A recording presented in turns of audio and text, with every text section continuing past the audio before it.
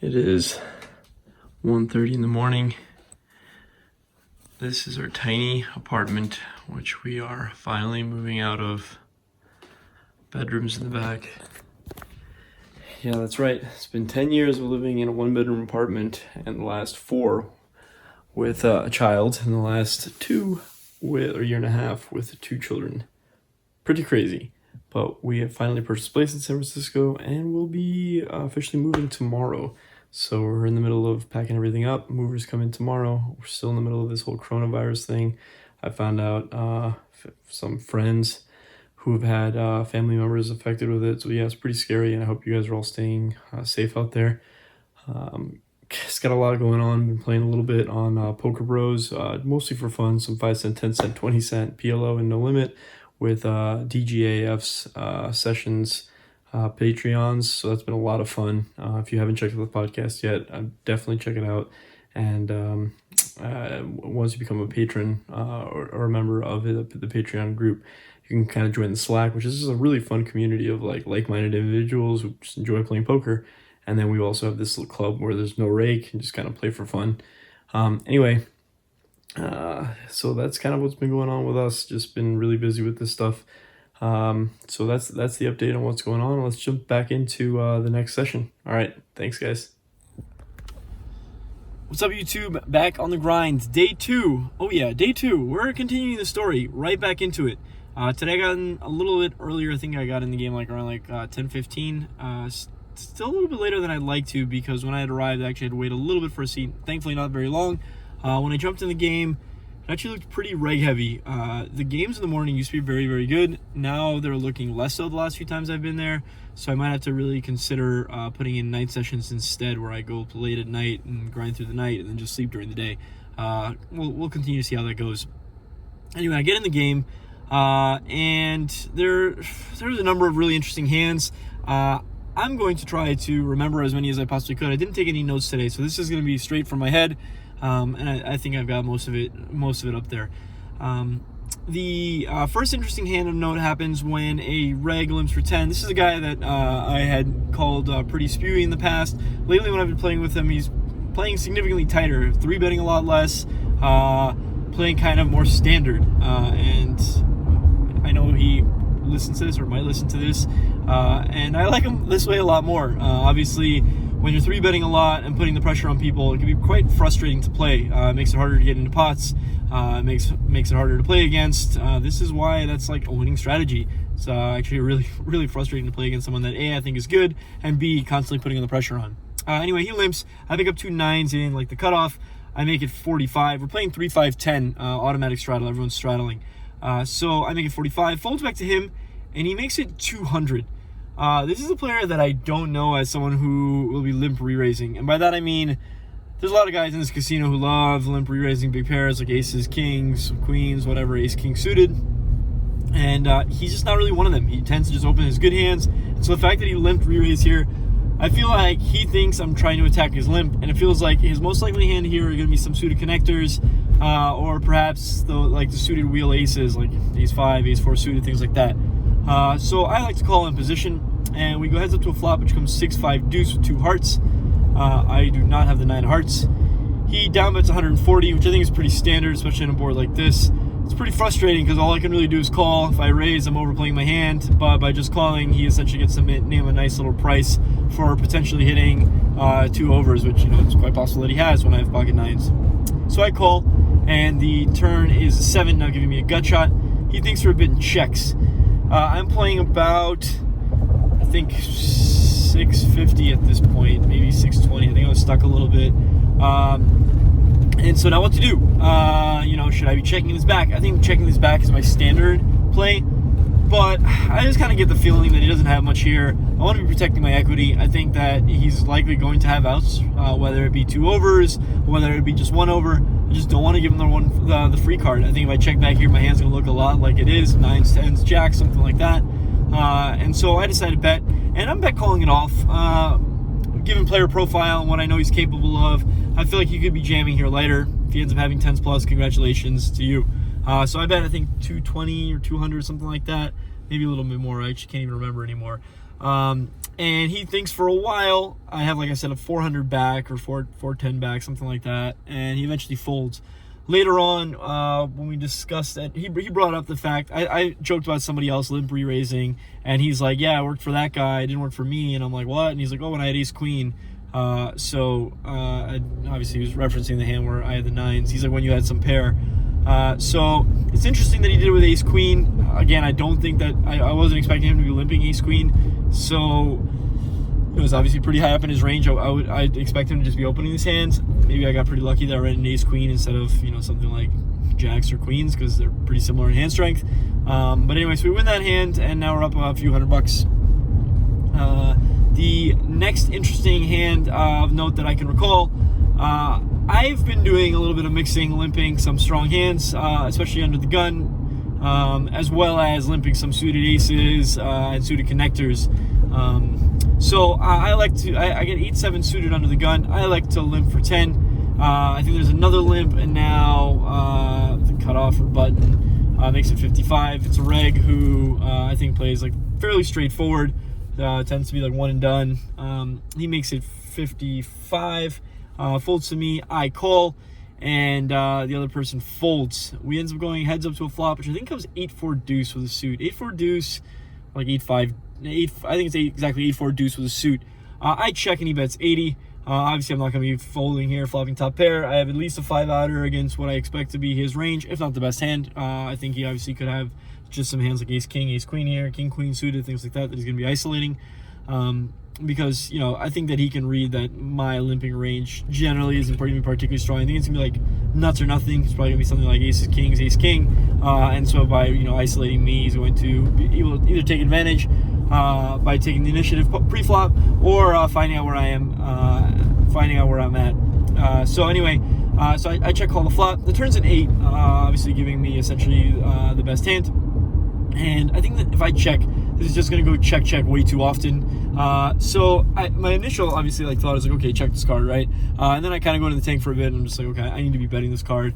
It's pretty standard for people to be donking out of position when there's board pairing turn cards. So I think it's just going to look a lot like I'm going to have the 8 and he's not, is essentially the point. So I bet 160 into, I think, what is at this point 220, if that is correct, something like that. 160, wait, no, that doesn't make any sense. 260, not 220. Sorry, I bet 160, it's like 260-ish. I think I should probably even be sizing up a little bit larger. If he doesn't have anything, he doesn't have anything. It's possible. I think on the turn there's another suit that picks up. So if he doesn't have anything, he's not continuing anyway. And if he does have something, we want to be charging the maximum to his overpairs. So I think actually I should be sizing up a bit more. And if I were to be bluffing, I'd be betting larger, right? So I bet 160, and he calls fairly quickly. At this point, I think it's very likely that he has an overpair. And if not, then he's got a flush draw. So I'm kind of hoping the river's a brick. The river, in fact, is an offsuit 5, which is a dream card unless he has exactly like ace 3 suited. And I decide, I want to be betting for value and fairly large. I elect to bet 360, which I don't think is large enough. Exploitatively, like I want to get called. If I were bluffing, I'd probably be betting larger. That said, if I bet larger, I think it's quite possible that he might end up finding a fold. It's silly how that works, but that's just, the story, right? Like, I think that if I was bluffing, I should be betting 700, like overbetting the pot. The problem is that it also puts maximum pressure on his overpairs, and oftentimes they're just going to fold. Does that mean that I think you should just overbet the pot every time you're bluffing, and vice versa? No, but yeah, it's just kind of the nature of what I think happens in most like mid to low live stakes games. Anyway, I bet 360. He essentially snap calls, so obviously he had like 9s plus, 10s plus, maybe kings, queens. I don't know. All this guy ever plays is the nuts. He got it in with like aces versus something jacks, I think, and doubled there. He opened and then over-ripped 1,000 with ace king against kings, got there. He likes to overplay ace king a lot, and I'm not surprised because our mental psyche is one such that we're going to do what has been rewarded in the past. I think a lot of people have like bad memories of ace king, right? When they get it in, they always get snapped off by aces or kings, and they lose a big pot, and so they don't want to be as crazy with it. Whereas from my recollection and from everyone's storytelling at the casino, he pretty much just never ever misses with ace king. He just piles it in pre-flop and gets there all the time. And so that's why I think he does it, because it wins him the money. So he gets rewarded once again. So yeah, some of us are just luckier than others, but that's okay. So we win that pot, which is very nice, obviously. Like I said, I think I should be betting a little bit larger on the river, probably more like 450, so I probably missed like $100 of value there. Then another really interesting hand of note, I think there is a middle position open to 50. There's a call to my immediate right. I'm on like the button or late position with Jack-9 suited. I call the smaller big blind calls, and we go 4 ways to a flop, which comes King-5 deuce. It checks to me. I think about like just taking a stab here, because I think when it checks through, like, people just don't have a particularly strong range.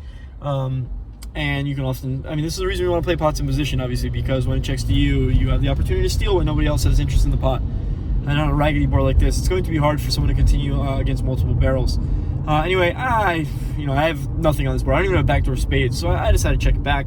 The turn is a 9, making me a pair, and now I think the small blind or big blind, the first to act, decides to lead for, I think it's 65. Now there's a call and another call to me. And looking at it, I'm just like, I don't think anybody has jack here. I think it's possible that I have the best hand with a pair of 9s. Sometimes I run into a hand like 10s or jacks or queens that are afraid of the king. There is a flush draw on board. There is some straight draws like 10 jack, queen 10 for this sizing. I think, they are going to appeal sometimes.